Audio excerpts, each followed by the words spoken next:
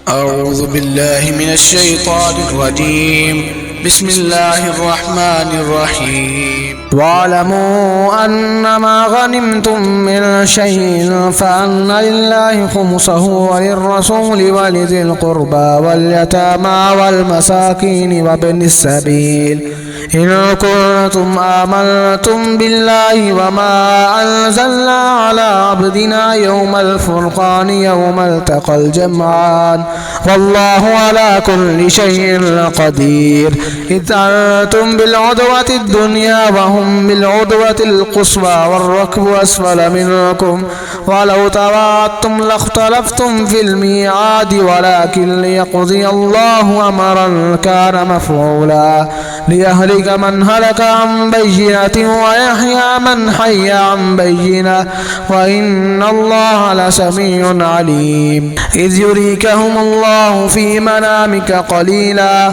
ولو أراكهم كثيرا لفشلتم ولتنازعتم في الأمر ولكن الله سلم إنه عليم بذات الصدور. وإذ يريكموهم إذ التقيتم في أعينكم قليلا ويقللكم في أعينهم ليقضي الله أمرا كان مفعولا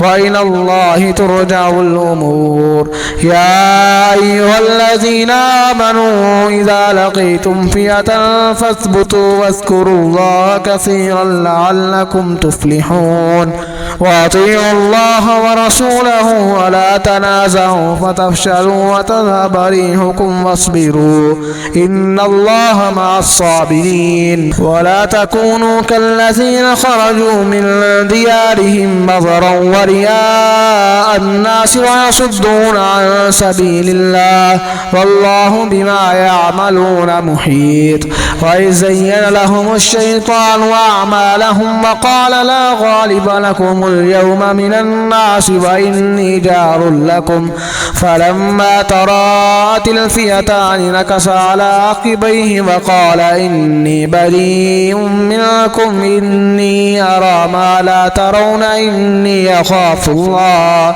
والله شديد العقاب. إذ يقول المنافقون والذين في قلوبهم مرض غر هؤلاء دينهم ومن يتوكل على الله فإن الله عزيز حكيم. ولو ترى إذ يتوفى الذين كفروا الملائكة يضربون وجوههم وأدبارهم وذوقوا عذاب الحريق ذلك بما قدمت أيديكم وأن الله ليس بظلام للعبيد. كدأب آل فرعون والذين من قبلهم كفروا بآيات الله فأخذهم الله بذنوبهم إن الله قوي شديد العقاب. ذلك بأن الله لم يكن مغيرا نعمة أنعمها على قوم حتى يغيروا ما بأنفسهم وأن الله سميع عليم. كدأب آل فرعون والذين من قبلهم كذبوا بآيات ربهم فأهلكناهم بذنوبهم وأغرقنا آل فرعون وكل كانوا ظالمين. إن شر الدواب عند الله الذين كفروا فهم لا يؤمنون. الذين عاهدت منهم ثم ينقضون عهدهم في كل مرة وهم لا يتقون. فإما تسخفنهم في الحرب فشرد بهم من خلفهم لعلهم يذكرون. وإما تخافن من قوم خيانة فانبذ إليهم على سواء إن الله لا يحب الخائنين. ولا يحسبن الذين كفروا سبقوا إنهم لا يعجزون. وأعدوا لهم ما استطعتم من قوة ومن رباط الخيل ترهبون به عدو الله وعدوكم وآخرين من دونهم لا تعلمونهم الله يعلمهم وما تنفقوا من شيء في سبيل الله يوفى إليكم وأنتم لا تظلمون. وإن جنحوا للسلم فاجنح لها وتوكل على الله إنه هو السميع العليم وإن يريدوا أن يخدعوك فإن حسبك الله هو الذي أيدك بنصره وبالمؤمنين وألف بين قلوبهم لو أنفقت ما في الأرض جميعا ما ألفت بين قلوبهم ولكن الله ألف بينهم إنه عزيز حكيم يا أيها النبي حسبك الله ومن اتبعك من المؤمنين يا أيها النبي حرض المؤمنين على القتال إن يكن منكم 20 صابرون يغلبوا 200 وإن يكن منكم 100 يغلبوا 1000 من الذين كفروا بأنهم قوم لا يفقهون الآن خفف الله عنكم وعلم أن فيكم ضعفا فإن يكن منكم 100 صابرة يغلبوا 200 وإن يكن منكم 1000 يغلبوا 2000 بإذن الله والله مع الصابرين ما كان لنبي أن يكون له أسرى حتى يسكن في الأرض تريدون عرض الدنيا والله يريد الآخرة والله عزيز حكيم لولا كتاب من الله سبق لمستكم فيما أخذتم عذاب عظيم فكلوا مما غنمتم حلالا طيبا واتقوا الله إن الله غفور رحيم يا أيها النبي قل لمن في أيديكم من الأسرى إن يعلم الله في قلوبكم خيرا يؤتكم خيرا مما أخذ منكم ويغفر لكم والله غفور رحيم وإن يريدوا خيانتك فقد خانوا الله من قبل فأمكن منهم والله عليم حكيم إن الذين آمنوا وهاجروا وجاهدوا بأموالهم وأنفسهم في سبيل الله والذين آووا ونصروا أولئك بعضهم أولياء بعض والذين آمنوا ولم يهاجروا ما لكم من ولايتهم من شيء حتى يهاجروا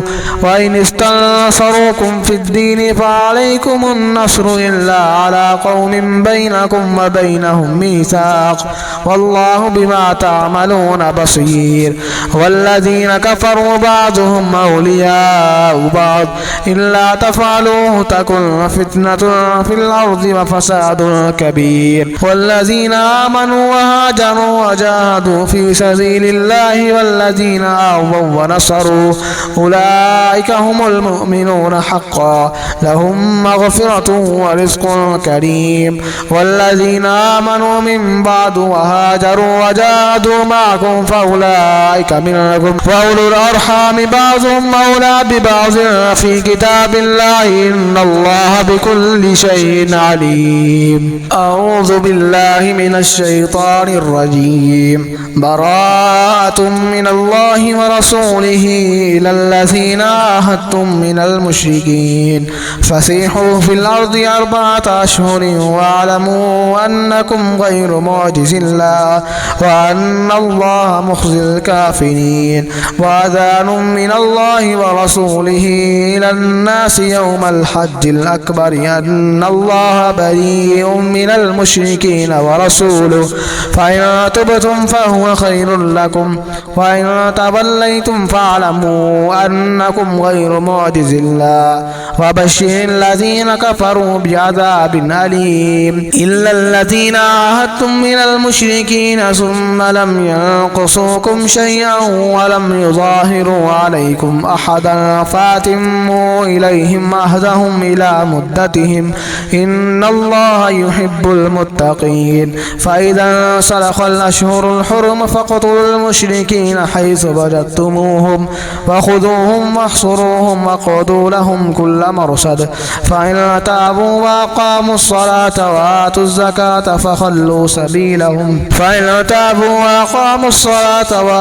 الزكاة فخلوا سبيلهم إن الله غفور رحيم وإن أحد من المشركين استجارك فأجره عنه حتى يسمعوا كلام الله ثم أبلغوا مأمنه ذلك بأنهم قوم لا يعلمون كيف يكون للمشركين عهد عند الله وعند رسوله إلا الذين عاهدتم عند المسجد الحرام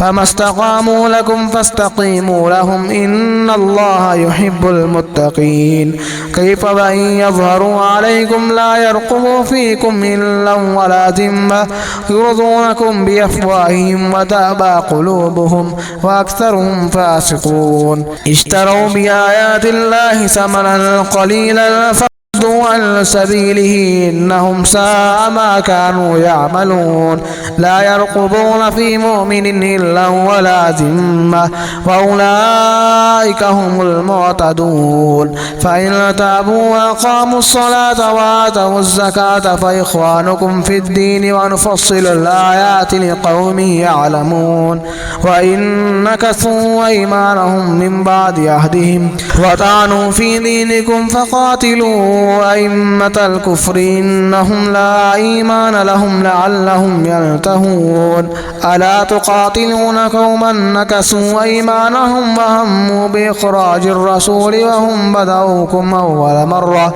أتخشونهم فالله أحق أن تخشوه إن كنتم مؤمنين قاتلوهم يعذبهم الله بأيديكم ويخزهم وينصركم عليهم ويشفي صدور قوم مؤمنين ويذهب غيظ قلوبهم ويتوب الله على من يشاء والله عليم حكيم أم حسبتم أن تتركوا ولما يعلم الله الذين جاهدوا منكم ولم يتخذوا من دون الله ولا رسوله ولا المؤمنين وليجة والله خبير بما تعملون ما كان للمشركين أن يعمروا مساجد الله شاهدين على أنفسهم بالكفر أولئك حبطت أعمالهم وفي النار هم خالدون إنما يعمر مساجد الله من آمن بالله واليوم الآخر وأقام الصلاة وآتى الزكاة ولم يخش إلا الله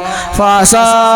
أولئك أن يكونوا من المهتدين أجعلتم سقاية الحاج وعمارة المسجد الحرام كمن آمن بالله واليوم الآخر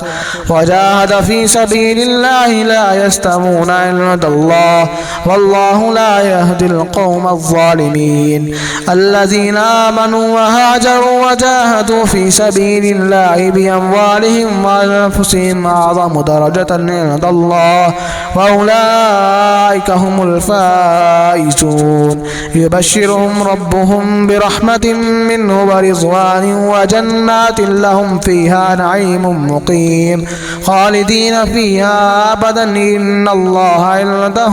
أجر عظيم يا أيها الذين آمنوا لا تتخذوا آباءكم وإخوانكم أولياء إن استحبوا الكفر على الإيمان ومن يتولهم منكم فأولئك هم الظالمون قل إن كان آباؤكم وأبناؤكم وإخوانكم وأزواجكم وعشيرتكم وأموال اقترفتموها وتجارة تخشون كسادها ومساكن ترضونها أحب إليكم من الله ورسوله وجهاد في سبيله فتربصوا حتى يأتي الله بأمره والله لا يهدي القوم الفاسقين لقد نصركم الله في مواطن كثيرة ويوم حنين إذ أعجبتكم كثرتكم فلم تغن عنكم شيئا وضاقت عليكم الأرض بما رحبت ثم وليتم مدبرين ثم أنزل الله سكينته على رسوله وعلى المؤمنين وأنزل جنودا لم تروها وعذب الذين كفروا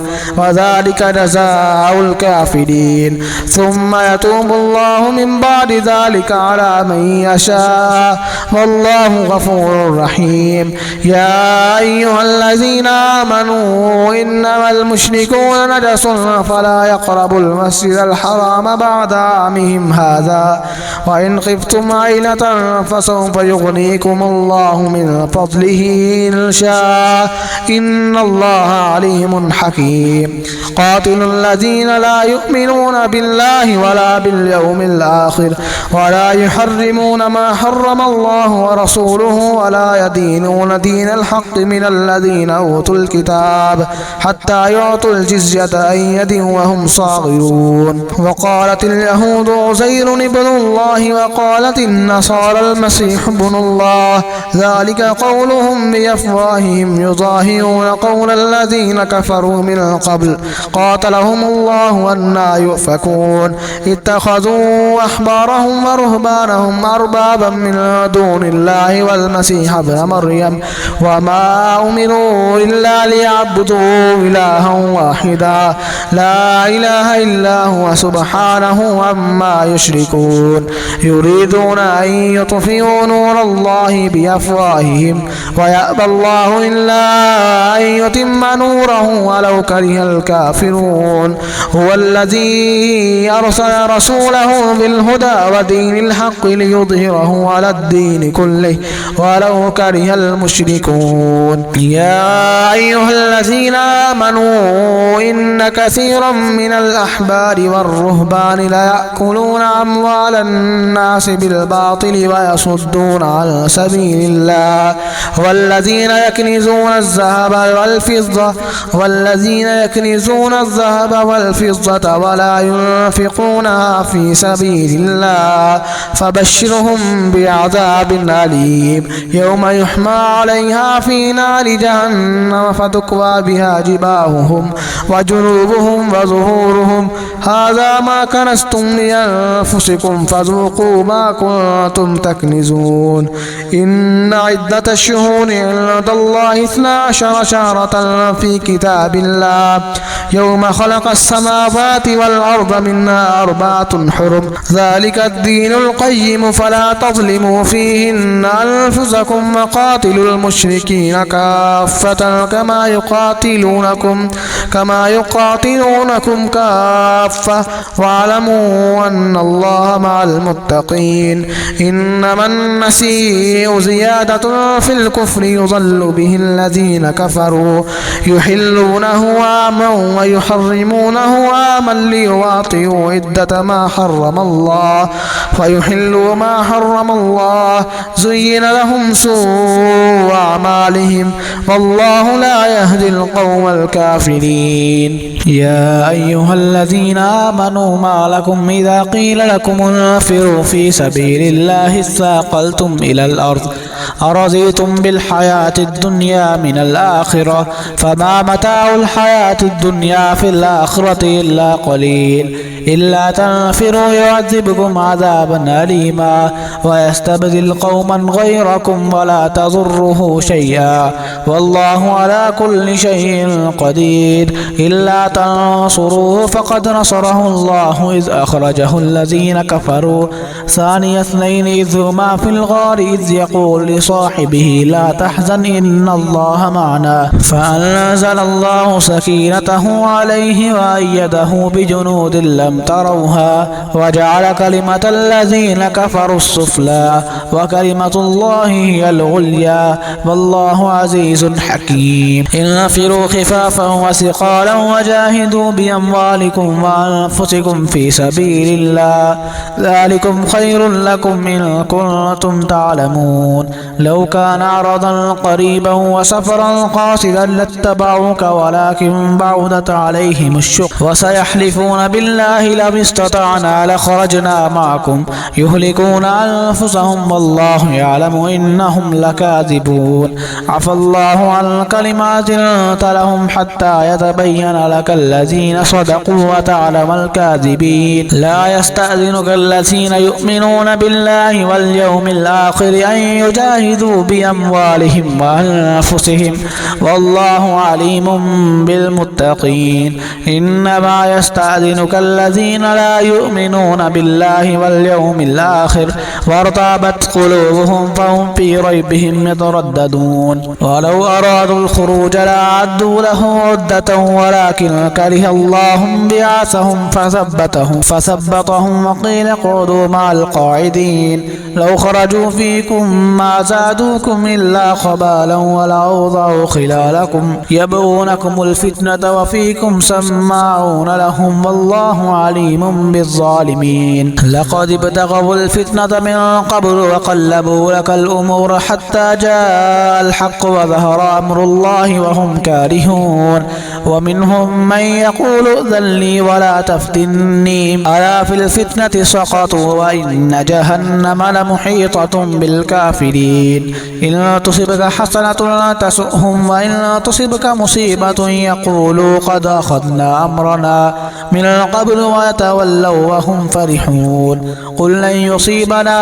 إلا ما كتب الله لنا هو مولانا وعلى الله فليتوكل المؤمنون قل هل تربصون بنا إلا إحدى الحسنيين ونحن نتربص بكم أن يصيبكم الله بعذاب من عنده أو بأيدينا فتربصوا إنا معكم متربصون قل أنفقوا طوعا أو كرها لن يتقبل منكم إنكم كنتم قوما فاسقين وما منعهم أن تقبل منهم نفقاتهم إلا أنهم كفروا بالله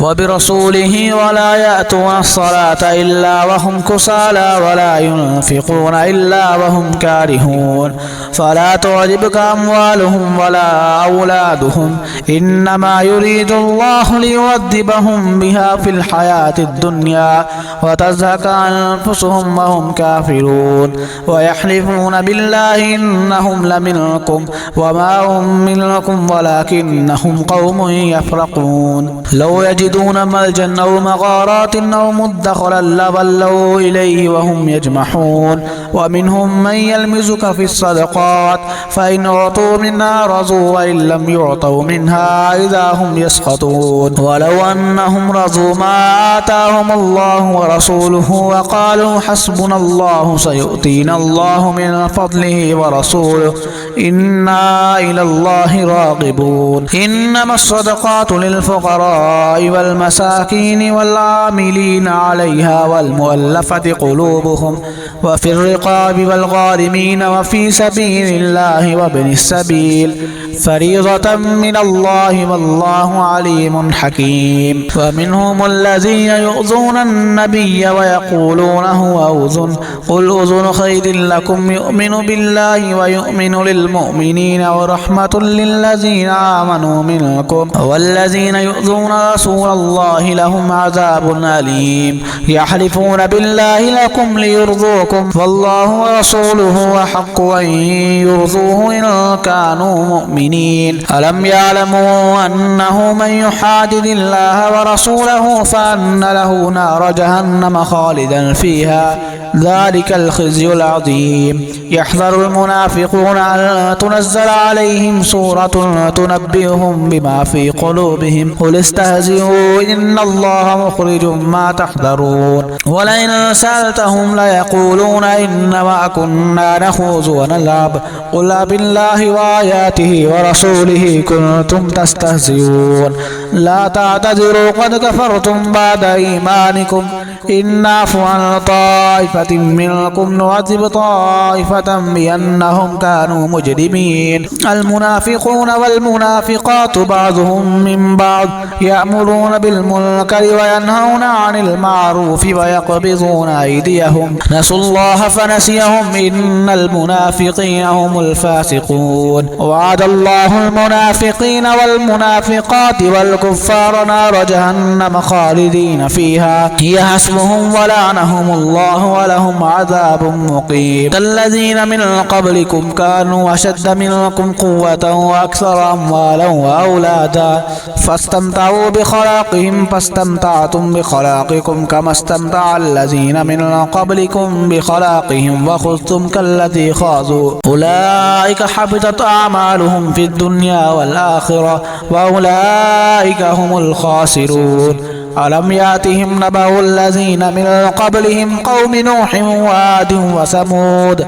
وقوم إبراهيم وأصحاب مدين والمؤتفكات أتتهم رسلهم بالبينات فما كان الله ليظلمهم ولكن كانوا أنفسهم يظلمون والمؤمنون والمؤمنات بعضهم أولياء بعض يأمرون بالمعروف وينهون عن المنكر ويقيمون الصلاة ويؤتون الزكاة ويطيعون الله ورسوله أولئك سيرحمهم الله إن الله عزيز حكيم وعد الله المؤمنين والمؤمنات جنات تجري من تحتها الأنهار خالدين فيها ومساكن طيبة في جنات عدن ورضوان من الله أكبر ذلك هو الفوز العظيم يا أيها النبي جاهد الكفار والمنافقين واغلظ عليهم ومأواهم جهنم وبئس المصير يحلفون بالله ما قالوا ولقد قالوا كلمة الكفر وكفروا بعد إسلامهم وهموا بما لم ينالوا وما نقموا إلا أن أغناهم الله ورسوله من فضله فإن يتوبوا يك خيرا لهم وإن يتولوا يعذبهم الله عذابا أليما في الدنيا والآخرة وما لهم في الأرض من ولي ولا نصير ومنهم من عاهد الله لئن آتانا من فضله لنصدقن ولنكونن من الصالحين فلما آتاهم من فضله بخلوا به وتولوا وهم معرضون فأعقبهم نفاقا في قلوبهم إلى يوم يلقونه بما أخلفوا الله ما وعدوه وبما كانوا يكذبون ألم يعلموا أن الله يعلم سرهم ونجواهم وأن الله علام الغيوب الذين يلمزون المطوعين من المؤمنين في الصدقات والذين لا يجدون إلا جهدهم فيسخرون منهم سخر الله منهم ولهم عذاب أليم استغفر لهم أو لا تستغفر لهم إن تستغفر لهم 70 مرة فلن يغفر الله لهم ذلك بأنهم كفروا بالله ورسوله والله لا يهدي القوم الفاسقين فرح المخلفون بمقعدهم خلاف رسول الله وكرهوا أن يجاهدوا بأموالهم وأنفسهم في سبيل الله وقالوا لا تنفروا في الحر قل نار جهنم أشد حرا لو كانوا يفقهون فليضحكوا قليلا وليبكوا كثيرا جزاء بما كانوا يكسبون فإن رجعك الله إلى طائفة منهم فاستأذنوك للخروج فقل لن تخرجوا معي أبدا ولن تقاتلوا معي عدوا إنكم رضيتم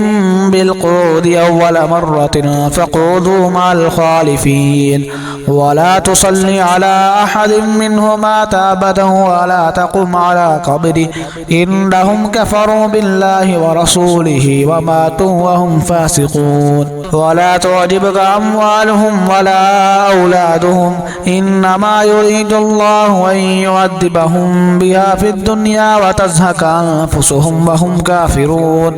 وإذا أنزلت سورة أن آمنوا بالله وجاهدوا مع رسوله استأذنك أولو الطول منهم فقالوا ذرنا نكن مع القاعدين رضوا بأن يكونوا مع الخوالف وطبع على قلوبهم فهم لا يفقهون لكن الرسول والذين آمنوا معه جاهدوا بأموالهم وأنفسهم وأولئك لهم الخيرات وأولئك هم المفلحون أعد الله لهم جنات تجري من تحتها الأنهار خالدين فيها ذلك الفوز العظيم وجاء المعذرون من الأعراب ليؤذن لهم وقعد الذين كذبوا الله ورسوله سيصيب الذين كفروا منهم عذاب أليم ليس على الضعفاء ولا على المرضى ولا على الذين لا يجدون ما ينفقون حرج إذا نصحوا لله ورسوله ما على المحسنين من سبيل والله غفور رحيم. ولا على الذين إذا ما أتوك لتحملهم قلت لا أجد ما أحملكم عليه تولوا وأعينهم تفيض من الدمع حزنا ألا يجدوا ما ينفقون إنما السبيل على الذين يستأذنونك وهم أغنياء رضوا بأن يكونوا مع الخوالف وطبع الله على قلوبهم فهم لا يعلمون.